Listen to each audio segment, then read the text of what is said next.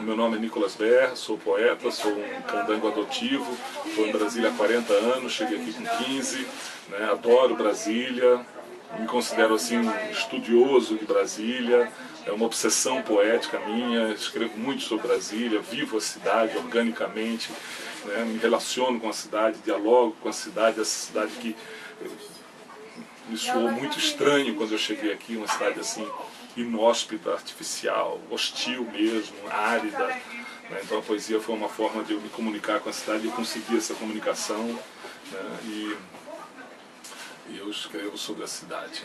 É um dos temas da minha poesia.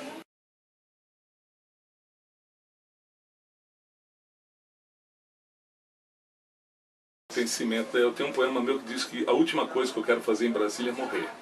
Né? Quer dizer, eu tenho um compromisso com Brasília e eu vou dizer uma coisa que eu sempre acho que eu não devia dizer, mas eu digo, que Brasília precisa de mim. Soa meio arrogante, soa meio sei lá o quê, mas eu sinto isso, sabe? É uma cidade... Mas, por outro lado, também, Brasília é uma folha em branco, né? Para a criação poética, uma cidade é uma folha em branco. Quer dizer, se escreveu muito pouco sobre Brasília, eu entrei nessa história de escrever sobre Brasília e acabei ocupando um espaço interessante, virou aquele rótulo, aquela coisa, o poeta da cidade. Né? E eu tento fugir um pouco desse rótulo, a gente cria o rótulo e depois tenta fugir dele, desconstruir isso, né? Mas é porque é muito bom escrever sobre Brasília porque se escreveu pouco, como eu falei. Então não tem uma tradição poética, um peso assim em cima, né? Como o Recife tem Manuel Bandeira, tem Joaquim Cardoso, João Cabral de Melo Neto, né? 3 grandes poetas que escreveram sobre Recife. Então você hoje escrever alguma coisa sobre Recife, você vai ter que suar muito, né? Fazer alguma coisa diferente. E Brasília não teve... É uma cidade muito nova também. Eu tive o privilégio de chegar aqui muito recente, muito garoto, né? Muito adolescente, né? Mas eu imagino que se eu chegasse hoje aqui com 15 anos, eu acho que o impacto não seria o mesmo, porque Brasília hoje é uma cidade já arborizada. Tanto que eu trabalho com plantas, eu vejo como que a arborização, a vegetação humanizou a maquete.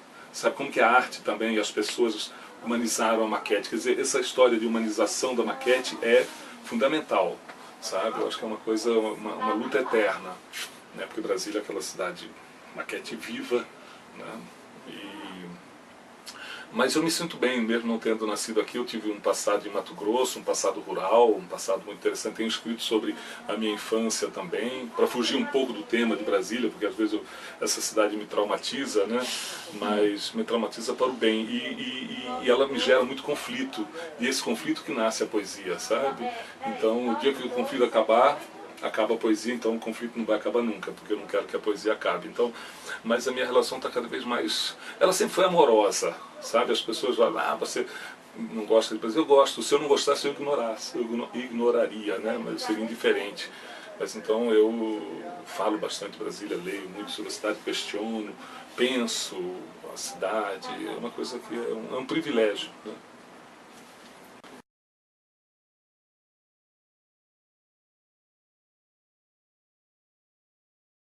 É interessante, eu estive na rodoviária agora 2 horas para resolver um problema lá. É um mundo que o pessoal que que trabalha no Congresso Nacional, que é uma outra cidade, que é um outro mundo, não conhece. Passa por ali, né? Passa por ali e não é um mundo, são mundos estranhos entre si, né? Mundos setorizados. Talvez o Brasil setorizou muito, né? Essa coisa de setorização, então acabou setorizando as pessoas também. A setorização acho que é a coisa que mais se questiona no plano do Lúcio Costa, né? Eu gosto muito do Brasil. Isso setorizou, isso criou vários grupos de exclusão, né? O maior problema de Brasília, assim, a parte negativa mesmo, é que a exclusão parece que foi planejada também, sabe? Desde o princípio já. Né? Mas Brasília tem várias caras e por isso é uma cidade tão interessante assim, sabe?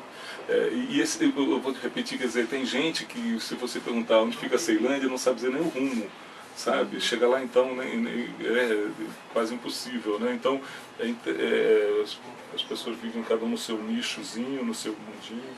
Isso é muito ruim, sabe? Isso é muito ruim.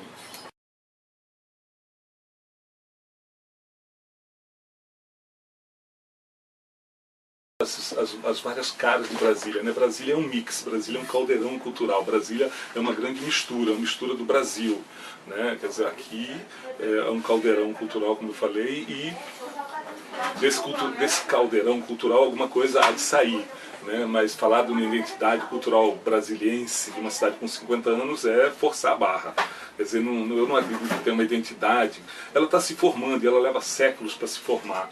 Né, uma identidade cultural, uma cultura, uma coisa própria, uma coisa tradicional, uma coisa que identifique o brasiliense, ainda está muito prematuro, sabe? Porque a mistura ainda está em ebulição. Né? Esse caldo cultural, esse grande caldo cultural está em ebulição e, obviamente, esse caldo cultural vai ter um sabor único, fruto de todas essas misturas de gente do Brasil todo, né? De raças e de pessoas e tudo mais. Né? Então é forçante falar em identidade cultural. Eu posso até já fazer algumas projeções, algumas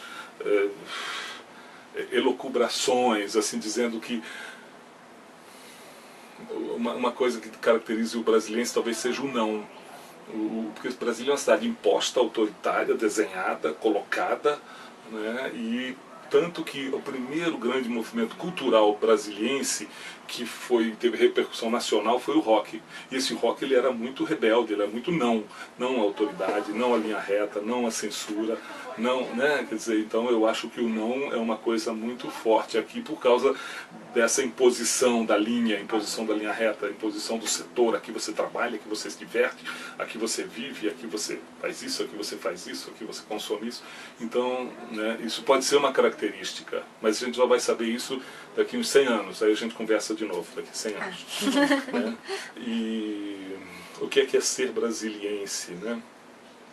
Brasília traz uma grande estigma, né? No imaginário brasileiro. Brasília é uma cidade, infelizmente, ainda muito relacionada com o poder político, que aqui Brasília é sede. Né? Então, Brasília é muito estigmatizada por isso. No imaginário brasileiro, no inconsciente coletivo brasileiro, Brasília é aquela cidade ali do Congresso Nacional, dos políticos. Então, e o nosso papel é mostrar que existe uma outra Brasília, que tanto que eu chamei ela de Braxília, né?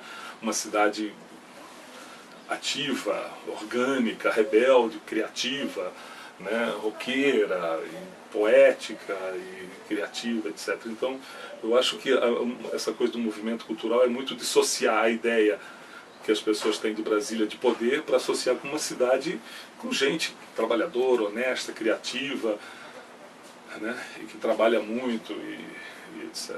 Né?